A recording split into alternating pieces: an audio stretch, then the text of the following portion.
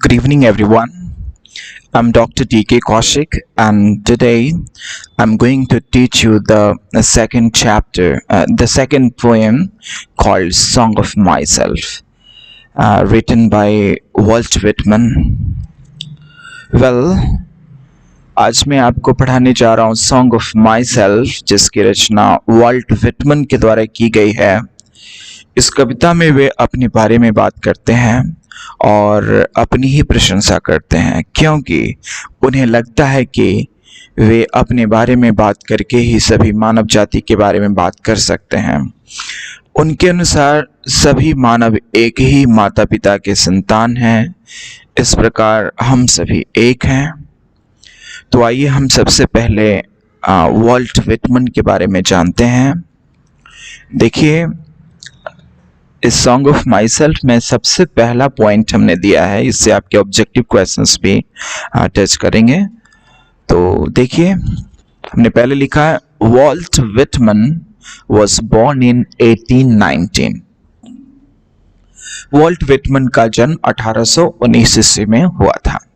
ठीक है।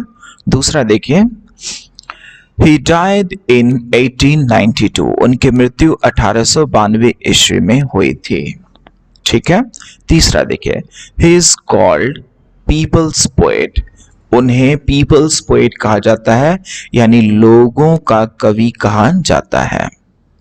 चलिए अगला, perhaps he is the most individualistic literary figure of America.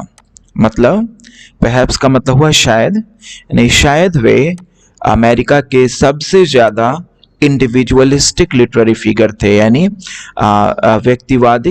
व्यक्तिवादी साहित्यिक कवि थे, या हैं, ही इज लिखा हुआ ना, तो हैं।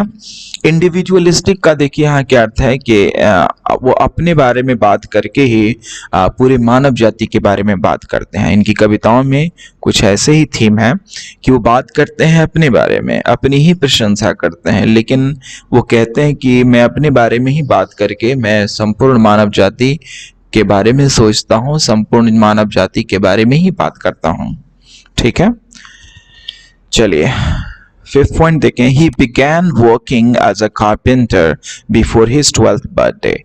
अपनी 12वीं वर्षगांठ से पहले उन्होंने एक बढ़ई के रूप में काम करना शुरू किया था, कारपेंटर के रूप में काम करना शुरू किया था। अगला, he also worked as a printer, teacher and editor. उन्होंने एक प्रिंटर, शिक्षक एवं संपादक के रूप में भी काम किया था।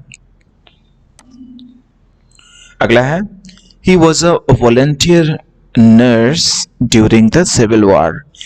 वे सिविल वॉर के दौरान एक वॉलंटियर नर्स भी रहे थे, यानी अपनी इच्छा से काम करने वाले एक नर्स भी रहे थे।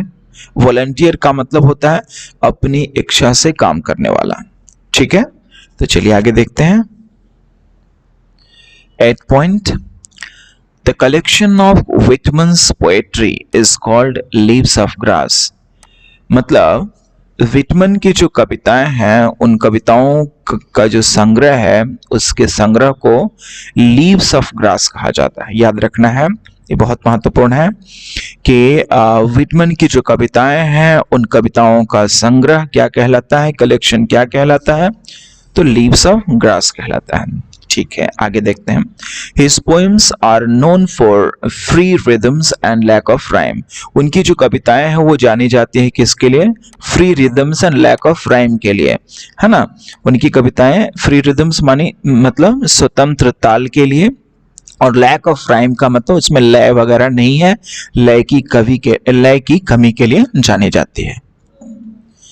आगे देखो, Whitman first published The Leaves of Grass at his own experience in 1855। Whitman ने सबसे पहली बार इसे पब्लिश करवाया था, प्रकाशित करवाया था अपने खुद के खर्चे पे। लिव्स ऑफ ग्रास को खुद के खर्चे से पब्लिश करवाया था। कब? 1855 में। हालांकि क्या हुआ कि 1881 ईस्वी में इनको एक पब्लिशर मिल गया, तो फिर पब्लिशर ने अपने खर्च से इसे छपवाया।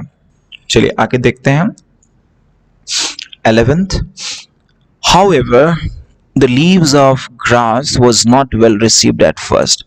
हालांकि क्या हुआ ना कि जो लीव्स ऑफ ग्रास जो उनका कलेक्शन था शुरुआती दौर में ठीक से स्वीकार नहीं किया गया अमेरिका में।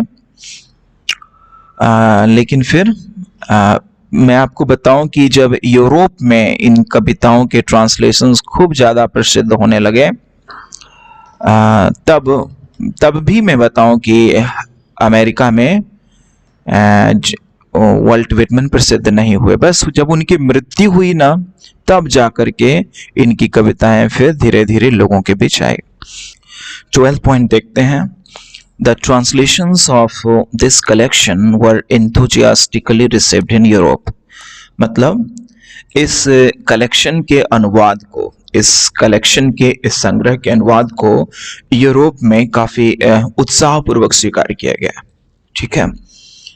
13th, but Whitman remained relatively unappreciated in America। लेकिन जो विटमन थे वो अमेरिका में अपेक्षाकृत अप्रशंसित रहे, यानी अमेरिका में इन्हें प्रशंसा नहीं मिली। जितनी प्रशंसा उन्हें यूरोप में मिली उनके ट्रांसलेशंस को, उतनी प्रशंसा उन्हें अमेरिका में नहीं मिली। अगला, he could win appreciation in America only after his death। उन्हें अमेरिका में प्रसिद्धि मिली बस उनकी मृत्यु के बाद ही। ठीक है ना। चलिए आइए 15 पॉइंट में।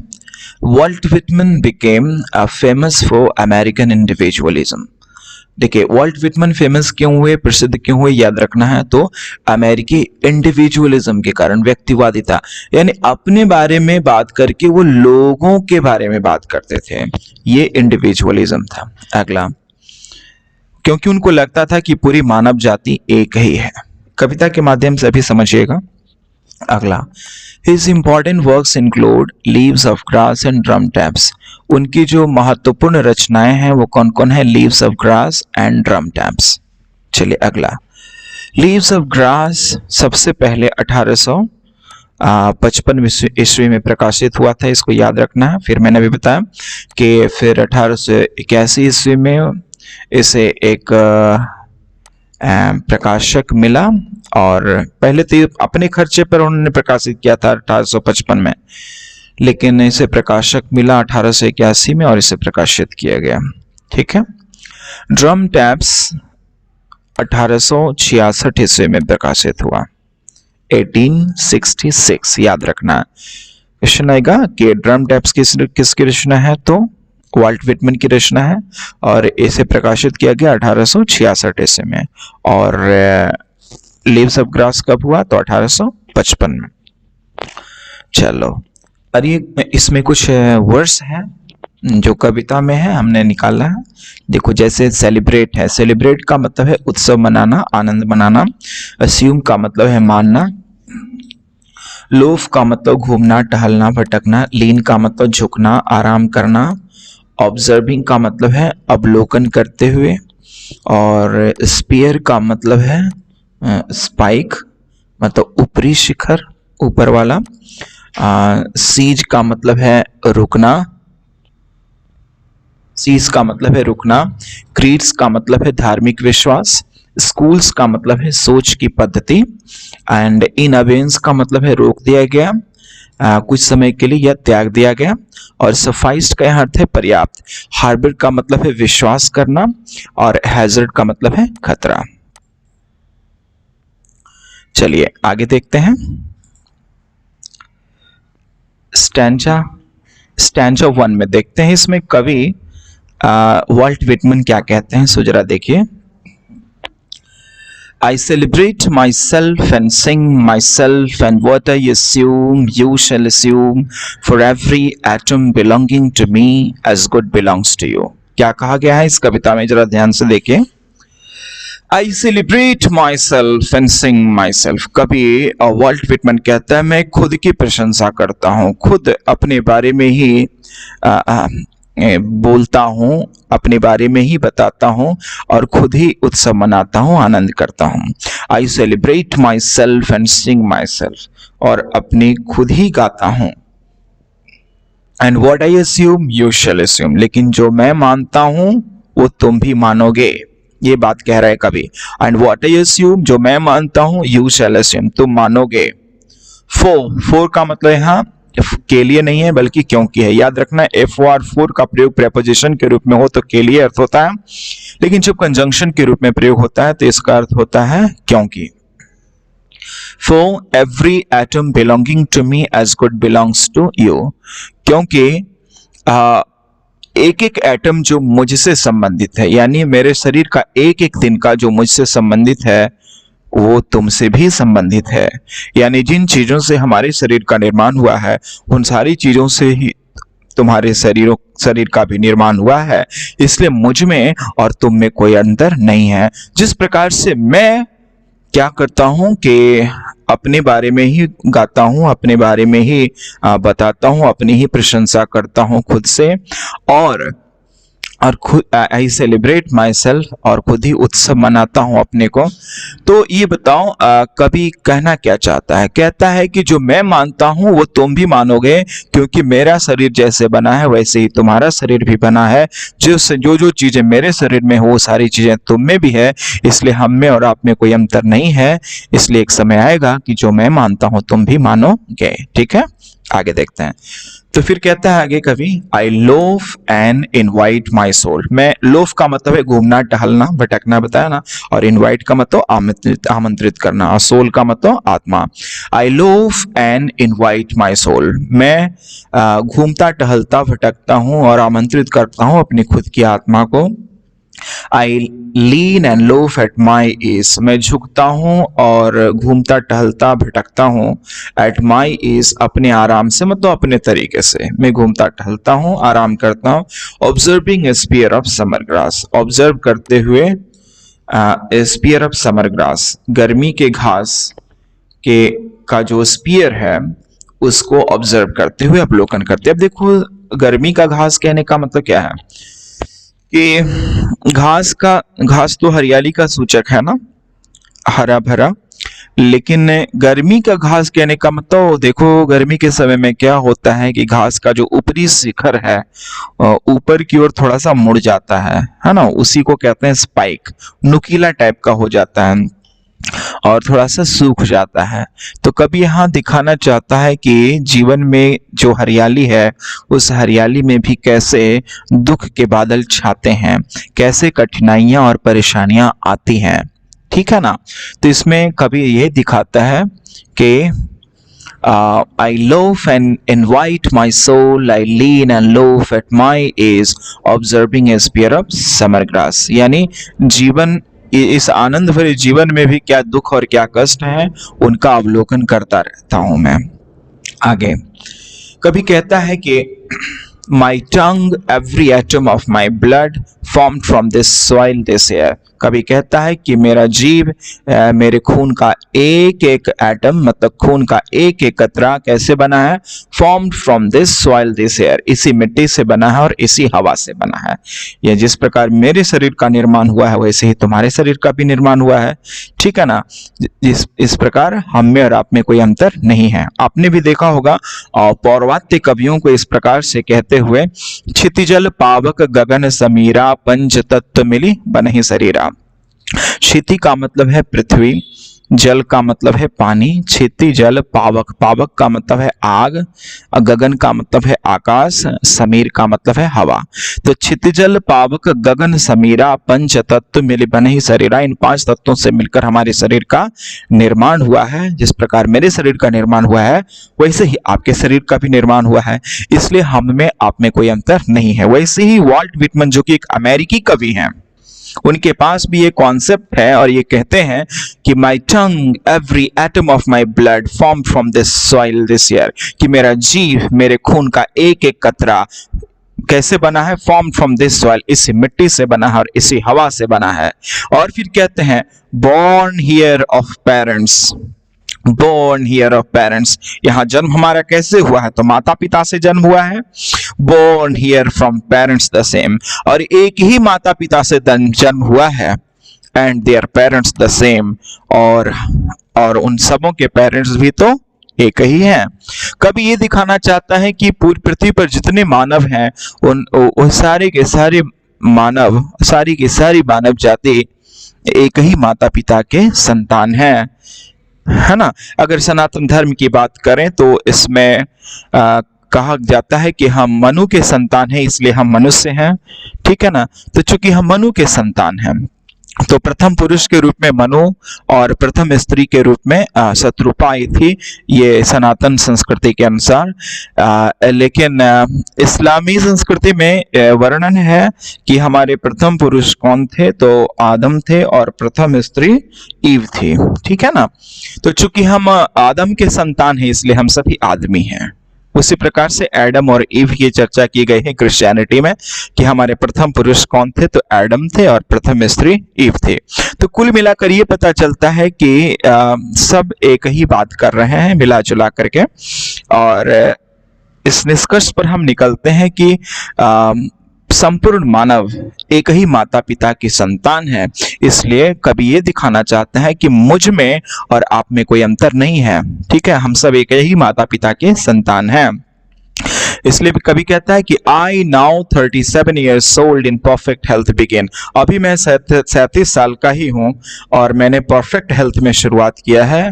Hopping to cease not till that, cease का मतलब होता है रोकना। आशा करता हूं कि मैं मृत्यु पर्यंत, जब तक मेरी मृत्यु न हो जाए तब तक मैं रुकूंगा नहीं।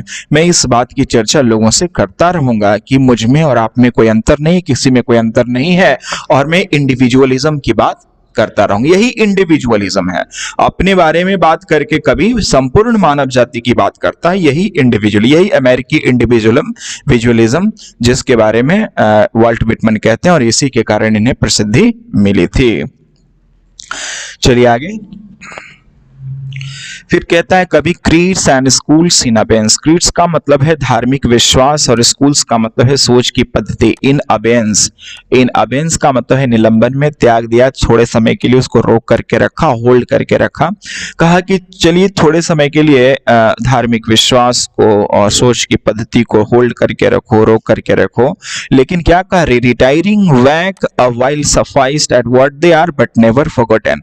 लेकिन जब फिर से वापस लाया गया, फिर से लौट कर आए, वाइल सफाइस्ड पर्याप्त रूप से, एट व्हाट दे आर जिस स्थान पे जैसे वे थे, बट नेवर फॉरगॉटन लेकिन वो जो क्रीड्स एंड स्कूल्स थे वो भूले नहीं गए। हमने थोड़े समय के लिए उसको होल्ड करके तो रखा, रोक करके रखा, लेकिन हमने उसे भूला नहीं। Creeds and schools in abeyance, retiring back while sufficed at what they are but never forgotten, उन्हें कभी भूला नहीं गया। अंत में कहते हैं आई हार्बर फॉर गुड और बैड, मैं अच्छे के लिए या बुरे के लिए मेहनत करता हूं, हार्बर करता हूं, but I permit to speak at every hazard. I harbour for good और बैड, मैं अच्छे के लिए या बुरे के लिए मेहनत करता हूं, लेकिन क्या करता हूं, I permit to speak at every hazard, मैं हर खतरे में बोलने को अपने आप को परमिट करता हूं, ठीक है, कि मैं हर खतरे में अपनी आवाज को बुलंद रखूंगा। Nature without check with original energy, क्या कहा, nature without check with original energy, बिना ये चेक किए हुए कि ओरिजिनल एनर्जी क्या है, मैं अपनी बात को लोगों के बीच रखता रहूंगा और हर खतरे में मैं बोलने के लिए तैयार रहूंगा। तो यही थी कविता, आशा है कि आपने समझ लिया होगा। अब आइए, अब हम इस कविता की समरी जानते हैं, चलो देखें। Song of myself is composed by Walt Whitman. Song of myself की रचना वाल्ट व्हिटमन के द्वारा की गई है। He was born in America in 1819, उनका जन्म अमेरिका में हुआ था 1819 ईस्वी में, ठीक है। He worked as a carpenter before his 12th birthday, अपनी 12वीं वर्षगांठ के पहले उन्होंने कारपेंटर के रूप में काम किया था, बढ़ई के रूप में काम किया था। He also worked as a printer, teacher and editor, उन्होंने एक प्रिंटर के रूप में, शिक्षक के रूप में और संपादक के रूप में भी काम किया था। His famous works include, इनकी जो प्रसिद्ध रचनाएं हैं वो कौन कौन है, leaves of grass and drum taps, इसको याद रखना है। ठीक है, आगे देखते हैं। इन दिस पोएम, इस कविता में, द पोएट सेज दैट, कवि कहते हैं कि ही प्रेजेस हिमसेल्फ, वे खुद की प्रशंसा करते हैं, एंड सिंग्स हिमसेल्फ, वो खुद ही गाते हैं, है ना, अपने बारे में ही गाते हैं, खुद ही गाते हैं। He says that all human beings are same, वे कहते हैं कि संपूर्ण मानव जाति क्या है, एक ही है, एक समान है, एक ही है। As every atom of blood that he has is same in others, क्योंकि जो उनके खून का जो एक एक कतरा, एवरी एटम है जो उनके अंदर है, ही has is same in others, दूसरों में भी वही है। क्लियर है? चलिए अब आगे देखते हैं। He is only 37 years old, वे सिर्फ 37 वर्ष के हैं। एंड ही इज हेल्थी, वे स्वस्थ हैं। And he wishes to continue his work for humanity till death, और वे विश करते हैं, इच्छा रखते हैं कि वे अपने वर्क को कंटिन्यू करेंगे फॉर ह्यूमैनिटी, अपने ह्यूमैनिटी के लिए, मानव जाति के लिए अपने वर्क को लगातार जारी रखेंगे टिल डेथ, मृत्यु तक, मृत्यु पर्यंत। His tongue, every atom of blood, all are formed from the same soil and air, कवि कहते हैं उनका जीव और उनके खून का एक एक कतरा एक ही मिट्टी और एक ही हवा से बना है, इसलिए ये बताना चाहते हैं कि सभी मानव जाति एक है। He asserts that, वे जोर दे करके कहते हैं कि every human being is born of the same parents, कहते हैं कि हर मानव जाति जो है, हर मानव है, वो कैसे जन्मा है, तो एक ही माता पिता से जन्मा हुआ है। So they all are one, इसलिए सबके सब क्या है, एक है। He is above caste and creeds, वे कास्ट और क्रीड से ऊपर हैं, जाति और धार्मिक विश्वास से ऊपर हैं। Life is full of difficulties, जीवन कठिनाइयों से भरा हुआ है। But he is ready to face every peril in his life, लेकिन वो तैयार हैं अपने जीवन में हर प्रकार के खतरे का सामना करने के लिए। तो यही है इस कविता की समरी। आशा करता हूँ कि आपने ठीक से समझ लिया होगा, और इस चैप्टर से संबंधित questions answers, objective questions and answers भी अगले वीडियो में हम लोग देखेंगे। Thank you.